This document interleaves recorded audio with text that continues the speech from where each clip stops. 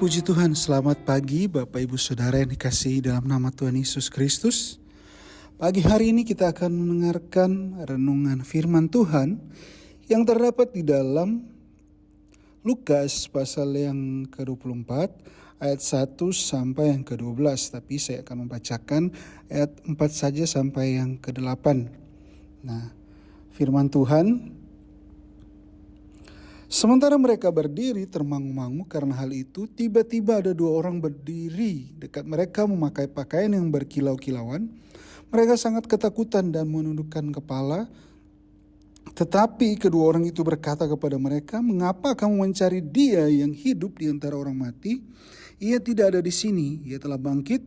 Ingatlah apa yang dikatakannya kepada kamu ketika Ia masih di Galilea, yaitu bahwa Anak Manusia harus diserahkan ke tangan orang-orang berdosa dan disalibkan dan akan bangkit pada hari yang ketiga." Maka teringatlah mereka akan perkataan Yesus itu. Nah, puji Tuhan Bapak Ibu, kita sudah melewati Paskah dan kita tahu bersama Paskah adalah salah satu momen Kristiani atau bisa disebut juga hari kemenangan umat Kristen. Nah, kalau kita melihat kata Paskah sendiri berasal dari kata di dalam Alkitab yang pertama kali disebutkan dalam kitab Keluaran. Dalam bahasa Inggris diterjemahkan dengan kata Passover, yang diperkirakan diambil dari kata negara Yahudi yaitu Keni, yang kemudian maknanya diperbarui lagi oleh orang Israel. Nah, adapun makna yang diartikan adalah terbebasnya orang Yahudi dari perbudakan yang dilakukan oleh orang-orang Mesir.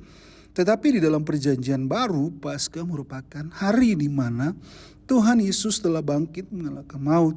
Tuhan Yesus mengorbankan dirinya sendiri untuk menebus dosa-dosa kita dan memberikan harapan bagi kita umat tebusannya. Nah, kalau kita melihat dalam Injil Lukas pasal 24 ayat 1 sampai yang ke-12 ini menceritakan bagaimana Tuhan Yesus bangkit dari kubur dan para wanita yang pertama-tama menyaksikan Tuhan Yesus bangkit dan mereka memberitakan kebangkitan Yesus ini kepada murid-murid lainnya.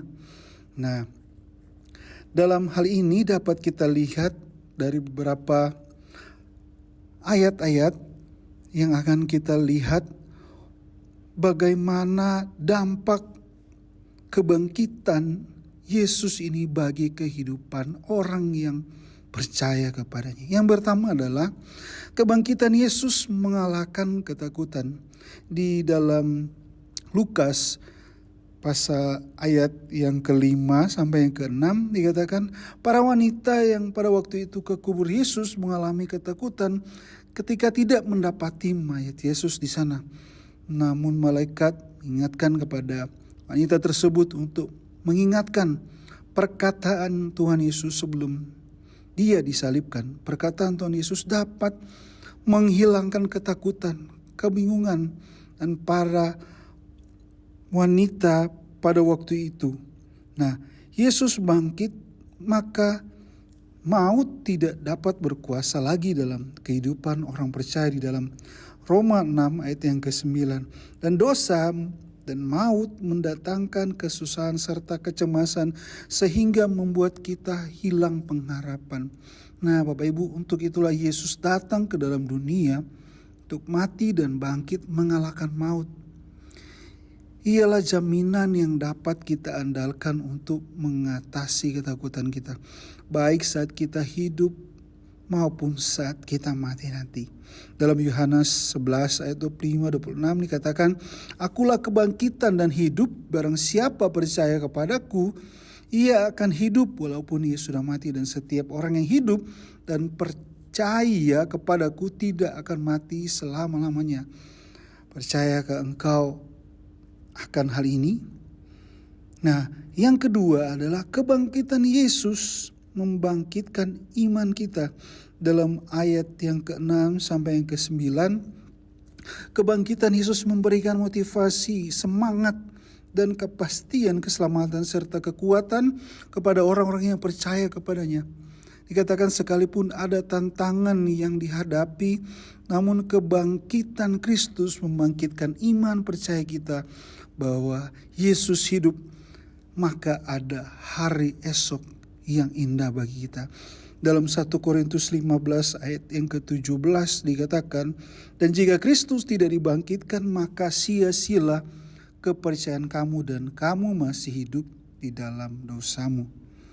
Puji Tuhan Bapak Ibu, kebangkitan Yesus memberikan kita pengharapan yang pasti, membangkitkan iman kepercayaan kita bahwa di dalam Yesus ada kemenangan yang besar.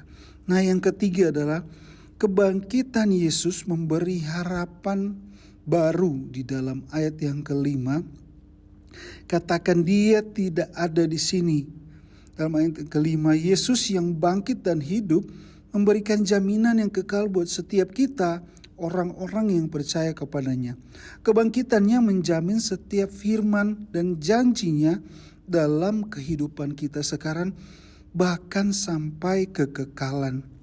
Nah Bapak Ibu, dunia tidak memberikan harapan yang pasti, tetapi yang ada hanya keputusasaan. Namun di dalam Yesus ada pengharapan yang pasti. Setiap orang yang percaya kepada Yesus ada harapan karena dosa dan kesalahan kita sudah diampuni. Dan ada harapan untuk kita memiliki damai sejahtera di dalam Kristus.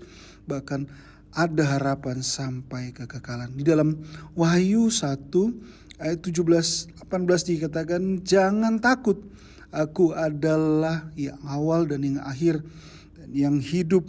Aku telah mati, namun lihatlah aku hidup sampai selama-lamanya, dan aku memegang segala kunci maut dan kerajaan maut.